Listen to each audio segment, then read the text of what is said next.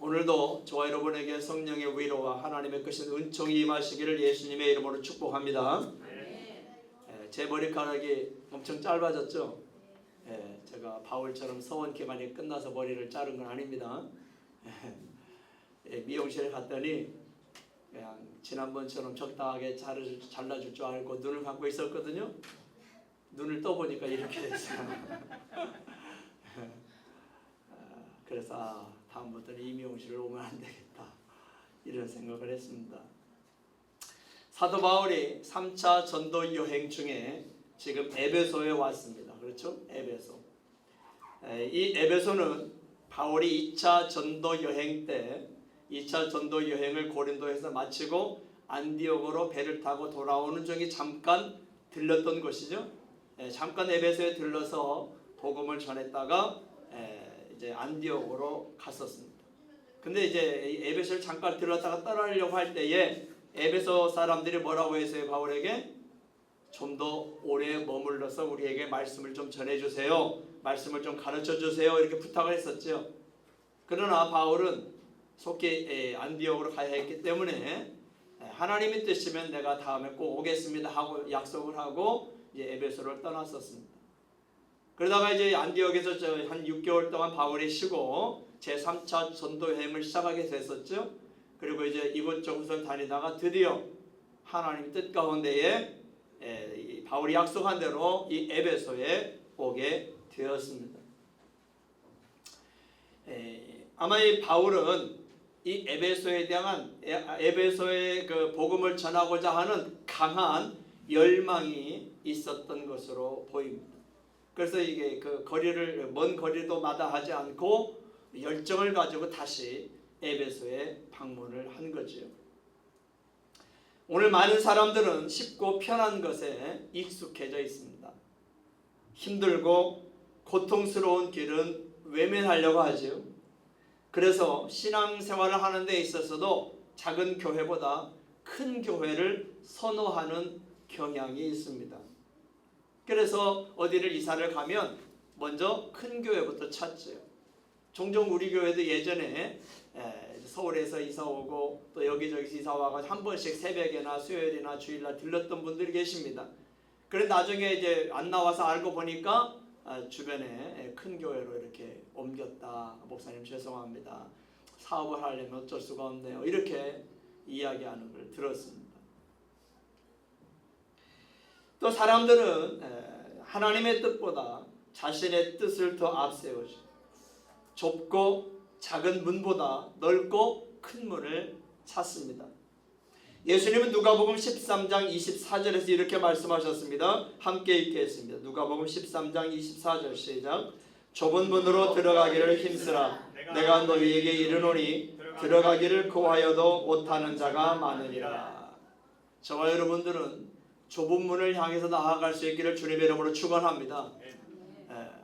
너무나 넓고 쉬운 길만 찾다 보면 그것이 망하는 길이 될 수도 있다 하는 것을 우리는 기억해야 합니다. 바울이 에베소에 도착하자 신앙이 확실하지 않은 사람들이 있다는 걸 발견했죠. 그래서 바울은 그들을 만나서 물었습니다. 너희가 믿을 때에 성령을 받았느냐? 왜 이렇게 물었을까요? 너희들이 예수님을 믿느냐? 이렇게 물어보지 않고 너희가 예수님을 믿었을 때에 성령을 받았느냐? 이렇게 물었습니다. 너희들이 예수님을 믿었다고 하는데 지금 죽으면 천국 갈 확신이 있느냐? 이렇게 물어본 게 아니고 너희들이 예수님을 믿었다고 하는데 정말 너희가 성령을 받은 것이 확실하냐? 이렇게 물었습니다. 그러자 그들이 뭐라고 대답했습니까? 우리는 성령이 계시다는 것을 듣지 못했습니다. 이 말의 뜻이 뭡니까? 성령이 계시다는 것을 듣지 못했다.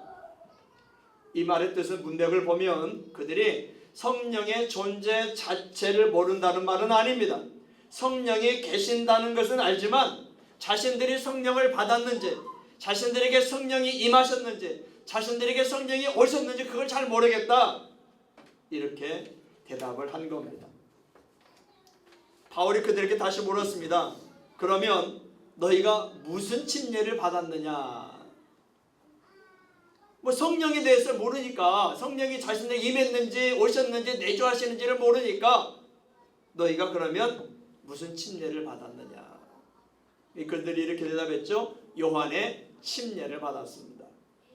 요한의 침례를 받았다는 것은 무슨 뜻이에요? 단순히 회개의 마음으로 침례를 받았다는 것이죠. 예수님을 믿었기 때문에 예수님의 십자가의 죽으심이 나의 죽음이요 예수님의 부활이 나의 부활이라는 믿음으로 침례를 받은 게 아니라 단순히 과거의 침례, 요한이 말했던 회개의 침례, 나의 이제 죄 짓지 않고 살겠습니다, 율법대로 살겠습니다 하는 의미로 침례를 받았다는 것이죠.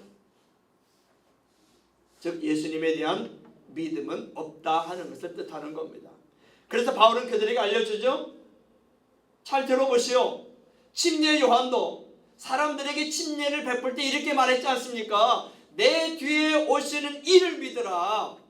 내 뒤에 오시는 이를, 나를 믿지 말고 내 뒤에 오시는 이를 믿으라, 이렇게 말하지 않았습니까? 침례 요한의 뒤에 오시는 분, 그분이 바로 예수님이십니다. 마태복음 3장 11절을 보면 침례 요한이 침례를 받으러 볼 수많은 사람들에게 이렇게 말했습니다. 함께 읽어볼까요? 마태복음 3장 11절 시작. 나는 너희로 회개하기 위하여 물로 침례를 베풀거니와 내 뒤에 오시는 이는 나보다 능력이 많으시니 나는 그의 실을 들기도 감당하지 못하겠노라. 그는 성령과 불로 너희에게 침례를 베푸실 것이요. 자, 이 말씀을 보면 침례 요한도 이미 성령에 대해서 사람들에게 말했던 걸 알 수 있죠. 그분이 오시면 성령과 불로 너희에게 침례를 베풀 거라고 말하고 있습니다. 그러니 그들이 성령의 존재 자체를 모르는 게 아닙니다. 바울과 대화하는 12명의 사람들이 성령의 존재 자체를 모르는 건 아니에요. 그들은 성령이 자신들에게 계시는 것을 잘 모르고 있었던 겁니다. 구약 성경에도요 성령이 나옵니다. 아멘. 구약 성경에 가끔 그 사람들에게 성령이 임하기도 했고 떠나기도 했고 그랬지 않습니까? 사울 왕에게 성령이 임하셨었죠. 그러다가 어느 날 또 성령이 떠나시고 이렇게 했잖아요. 구약 시대에도 성령이 계셨어요. 성부, 성자, 성령은 영원히 함께 하시는 삼위일체 하나님인 걸 믿으시길 바랍니다. 그러니 지금 바울과 대화하는 12명의 사람도 성령은 알고 있어요. 성령이 계시다는 걸 모르는 게 아니에요. 성령의 존재를 모르는 게 아니에요. 그 성령이 우리에게 임하셨는지 그걸 모르겠다. 그래서 바울은 지금 그들에게 알려주는 겁니다. 침례 요한이 내 뒤에 오시는 이를 믿으라 한 분이 바로 예수님이신데 그 예수님을 믿으면 성령과 불로 침례를 받을 수 있다 알려주는 거죠. 예수님을 믿으면 성령이 믿는 자에게 임하신다는 겁니다. 아멘. 예수님을 믿으면 성령이 강력하게 뜨겁게 믿는 자에게 임하신다는 사실을 믿으시길 바랍니다. 저와 여러분들이 예수님을 믿고 있다면 저와 여러분에게 성령이 함께 하시는 걸 믿으시기 바랍니다. 성령이 우리와 함께 하시는 거예요. 성령이 우리 안에 계신다는 거예요. 그러자 그들은 깨달았습니다. 아하, 예수님이 구세주시구나. 예수님을 믿어야 되는구나. 예수님을 믿어야 그 성령 하나님이 내 안에 머무르시는 거구나. 내 안에 들어오시는 거구나.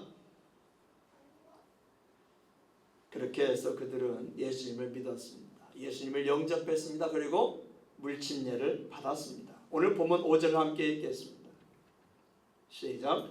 그들이 듣고 주 예수의 이름으로 침례를 받으니 아멘. 그렇습니다. 예수님을 구세주로 믿어야 합니다. 예수님은 십자가에서 저와 여러분의 죄를 친히 담당하시고 피 흘려 죽으신 구세주이십니다. 그 피로 저와 여러분의 모든 죄가 씻어졌다고 성경은 말씀하고 있습니다. 때문에 그분 예수님을 믿는 사람들은 물침례를 받아야 합니다. 그분 예수님을 믿는 자에게는 성령이 임하신다고 성경은 이곳저곳에서 약속하고 있습니다. 이것을 성령 침례 또는 성령의 내주, 성령의 내주하심 이렇게 말하고 있습니다. 성령 침례, 성령의 내주. 내주라는 말은 내 안에 머물러 계신다. 안내자 머무를 주자입니다. 내주. 성령이 내 안에 머물러 계신다. 누구에게? 예수님을 믿는 자에게. 예수님을 구세주와 주님으로 믿는 자에게는 성령이 그 안에 들어오셔서 머물러 계신다. 구약시대 때에는 성령이 오셨다가 떠나기도 했어요. 그러나 예수님 이후로 오순절 때 성령이 이 땅에 강림하신 이후로는 성령이 믿는 자에게 들어오시게 되는데, 믿는 자에게 한번 들어오시면 절대 떠나지 않는다고 성경은 약속하고 있습니다. 아멘. 성령은 저와 여러분에게 절대 떠나지 않는 분이십니다. 영원토록 주님께 가는 그날까지, 천국 가는 그날까지 성령이 우리와 함께 동행하신다는 사실을 믿으시길 바랍니다. 그러니 저와 여러분은 성령의 사람들입니다. 사실 올해 우리 준서하고 기원이가 침례를 받아야 했습니다. 그런데 제가 침례식을 하지 않았습니다. 그 여러 가지 이유가 있는데 그 중에 하나는, 우리 교회는 중학생부터 이렇게 침례식을 하게 돼 있잖아요. 그런데 이제 제가 생각하는 중에 꼭 중학생부터 침례를 받아야 되나? 제가 미국에 잠깐 있었을 때 보면 미국 교회들은 심지어 유치원 아이들까지도 예수님을 믿는 그 믿음이 확실하면 온 성도들 앞에서 침례식을 행하는 건 제가 봤거든요. 그 유치원 아이 6살짜리 아이 한 사람 침례를 주기 위해서 그 11시 예배 때 침례탕에서 그 아이의 가족들과 함께 침례를 베푸는 걸 봤어요. 온 성도들이 지켜보는 가운데 그 아이 한 사람을 위해서 침례식을 베풀더라고요. 그런 걸 보면서 과연 중학생부터 침례를 해야 될 것인가? 아니면 우리도 어린이들도 믿음이 확실하다면 잘 점검을 해서 그 아이들에게도 침례를 베풀어야 될 것인가? 이런 고민이 저에게 있었습니다. 그래서 좀 더 기도해보고 또 자문도 더 받아보고 해서 내년에 침례식을 할 예정입니다. 내년 침례식에는 더 많은 사람들이 전도되어서 침례 받을 수 있기를 바랍니다. 더 많은 사람들이 전도되어서 성령을 받을 수 있기를 주님의 이름으로 축원합니다. 바울의 전도로 이제 이 12명이 예수님을 구세주로 믿었습니다. 그리고 침례를 받았습니다. 바울은 그들에게 침례를 베풀면서 안수 기도를 했습니다. 그랬더니 어떤 역사가 일어났습니까? 오늘 보면 6절과 7절을 함께 읽겠습니다. 6절과 7절 시작. 바울이 그들에게 안수하매 성령이 그들에게 임하심으로 방언도 하고 예언도 하니 모두 12사람쯤 되니라. 바울이 예수님을 믿은 그들에게 안수기도를 했더니 어떤 일이 일어났어요? 그들에게 성령이 임하셨습니다. 성령이 임하시니까 어떤 역사가 일어났어요? 방언도 하고 예언도 했다고 말씀하고 있습니다. 여러분, 성령이 누구예요? 성령이 하나님이신 걸 믿습니까? 네, 성령은 하나님이십니다. 하나님이 그들 각자에게 임하신 겁니다. 영으로 임하신 겁니다. 성령이 임하시니까 그들에게 놀라운 변화가 일어났습니다. 방언을 했습니다. 예언을 했습니다. 그들은 지금까지 한 번도 경험하지 못한 경험을 하게 된 겁니다. 예수 믿었더니 성령이 임하더니 갑자기 자기가 그동안 한 번도 경험해 보지 못한 놀라운 것을 경험하고 있었다는 겁니다. 그렇습니다. 성령이 임하시면 저와 여러분에게 놀라운 변화가 있음을 믿으시길 바랍니다. 어떤 변화들이 있을까요? 저와 여러분이 예수님을 믿어 성령이 우리에게 임하시게 되면 우리에게 어떤 변화들이 있게 될까요? 첫 번째 변화는 데살로니가후서 2장 13절에서 말씀합니다. 함께 읽어보도록 하겠습니다. 시작. 주께서 사랑하시는 형제들아, 우리가 항상 너희에 관하여 마땅히 하나님께 감사할 것은 하나님이 처음부터 너희를 택하사 성령에 거룩하게 하심과. 아멘. 여기 보니까 성령이 우리 안에 오셔서 우리를 어떻게 하신다고요? 거룩하게 하신다고 말씀합니다. 때문에 예수님을 믿는 성도는 거룩한 자들이라고 성경은 우리에게 말씀하고 있는 거예요. 그래서 우리를 뭐라고 불러요? 예수 믿는 사람들을 성도라고 부르죠. 예수 믿는 모든 사람들은 성도입니다. 직분 없는 사람만 성도가 아니라 모든 예수 믿는 사람이 성도예요. 거룩한 하나님의 백성이라는 것이죠. 누구 때문에? 우리 안에 오신 성령 때문에 우리가 거룩한 자가 된 겁니다.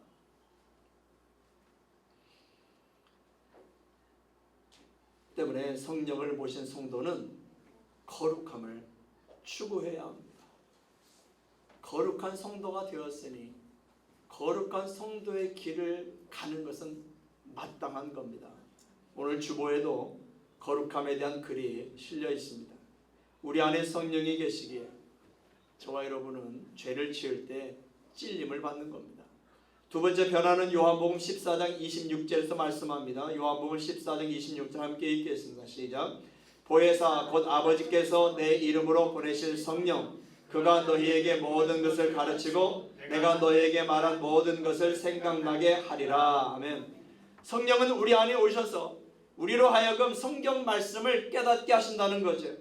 성경을 아무리 많이 읽어도 우리가 깨닫지 못할 때가 있죠. 목사라고 해서 맨날 성경이면 감동이 되고 은혜가 되고 그러겠어요? 그렇지 못할 때도 있어요. 그러나 어느 날 성경을 읽다가 갑자기 성령의 감동하심으로 성령의 역사로 그 말씀을 깨닫게 될 때가 있어요. 그 말씀이 내 가슴을 때릴 때가 있어요. 그 말씀이 내 안에 깊이 깨달아지고 은혜가 되고 능력이 되고 할 때가 있다는 겁니다.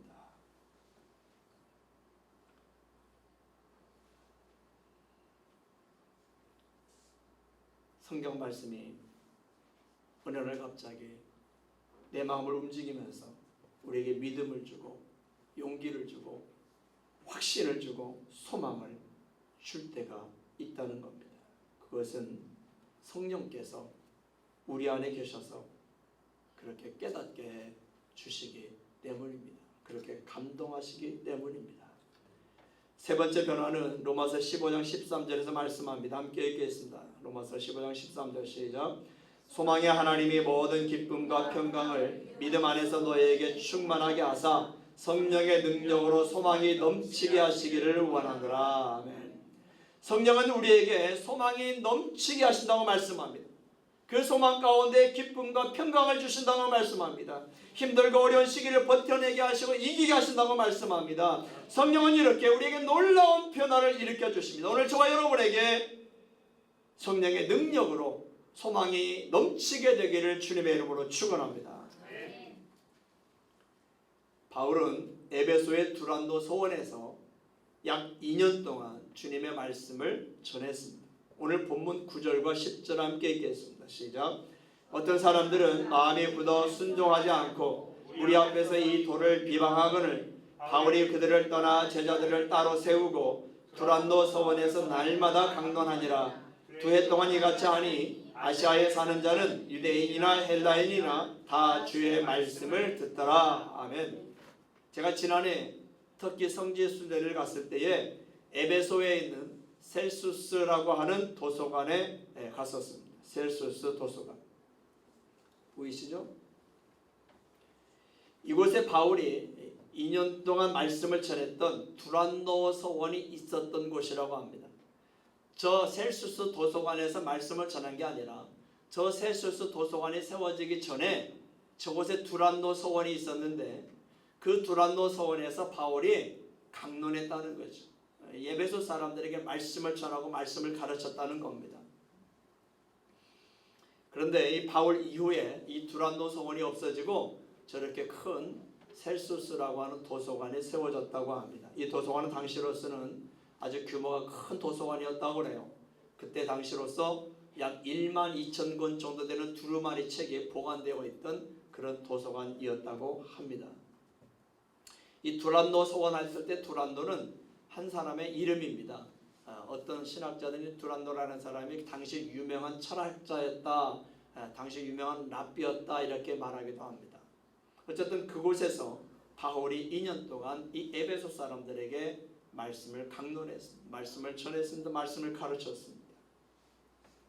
바울이 두란노 서원에서 그렇게 주님의 말씀을 가르치는 동안 하나님은 바울로 하여금 많은 능력도 행하게 하셨습니다. 심지어 바울이 가지고 있던 손수건이나 앞치마를 사람들이 가져다가 병자들에게 대기만 해도 어떤 일이 일어났어요? 병이 치유되고 악귀가 떠났다고 오늘 본문은 말씀하고 있습니다. 여기서 앞치마는 당시 작업할 때 입었던 그 앞치마를 말합니다. 그런데 이걸 누가 했다고 오늘 본문은 말씀합니까?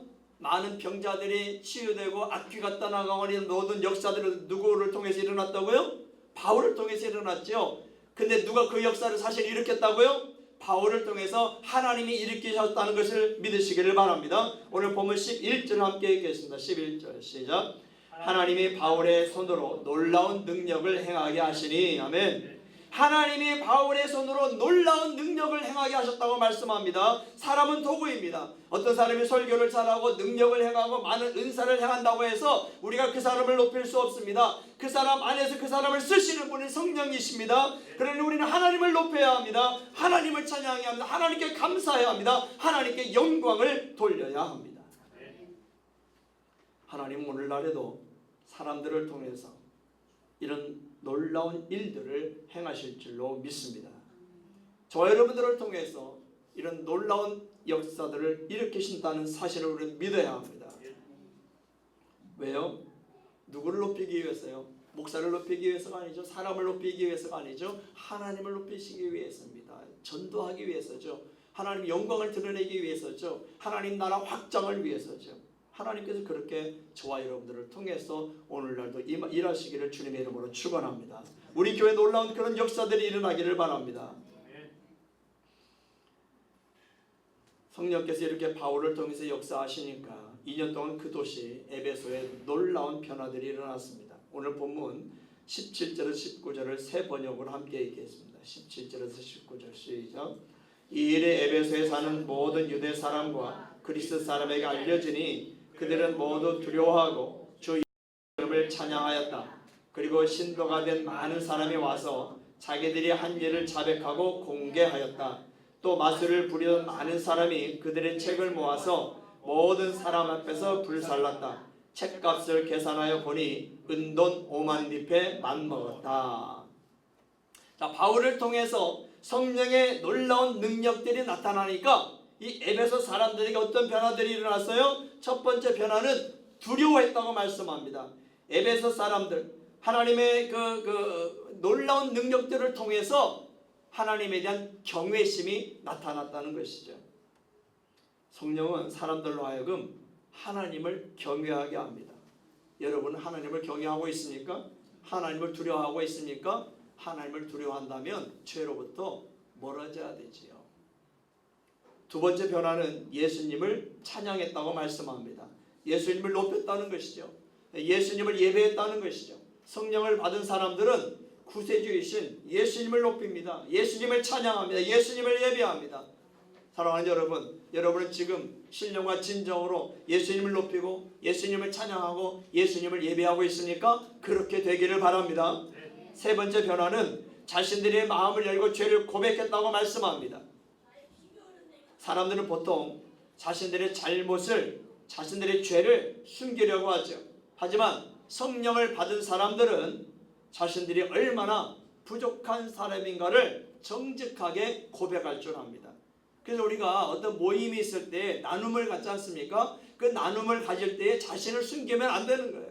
성령을 받은 사람은 겸손하게 자신의 부족함, 자신의 잘못 살아온 것들을 나눌 수 있어야 된다는 것을 오늘 본문에서 보여주고 있는 겁니다. 제가 예전에 목포에서 부목사로 있었을 때에 외부 목사님이 와서 말씀을 전했던 적이 있습니다. 말씀을 전하고 나는데 끝나고 나서 갑자기 한 부목사님이 손을 들고 앞으로 나가는 거였어요.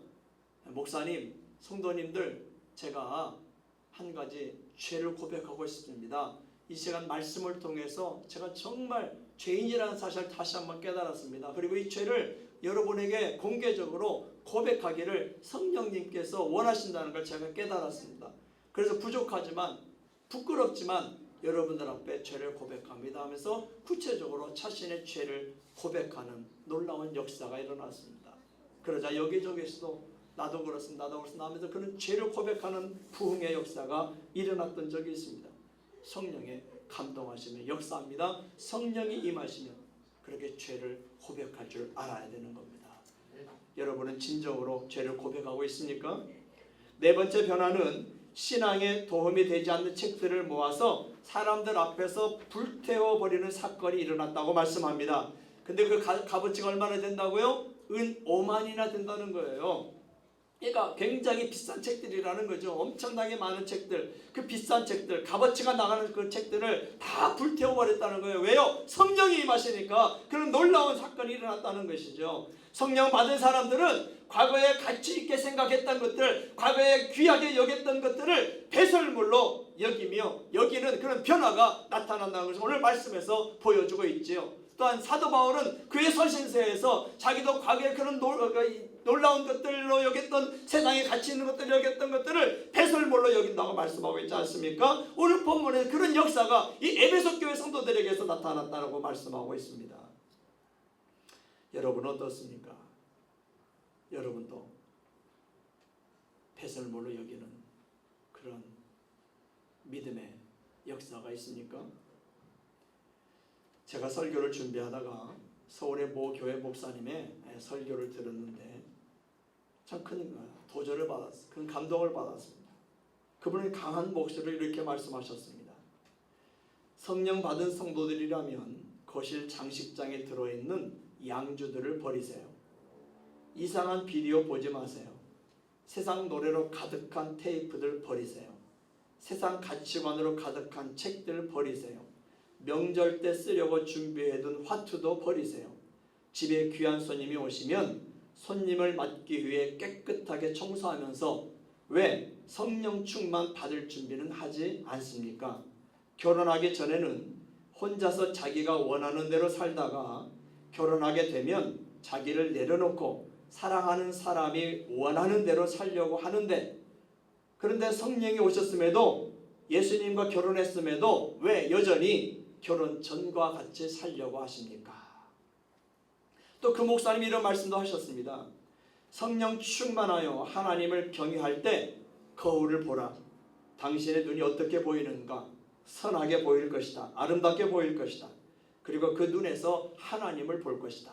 그러나 혈기가 나고 성질이 날 때 거울을 보라. 살기가 보일 것이다. 결코 아름답지 않을 것이다. 그리고 그 눈에서 악한 영을 볼 것이다. 저와 여러분에게 성령이 강같이 불같이 충만히 임하여 놀라운 변화가 일어나기를 우리 주 예수 그리스도의 이름으로 간절히 축원합니다. 기도하겠습니다.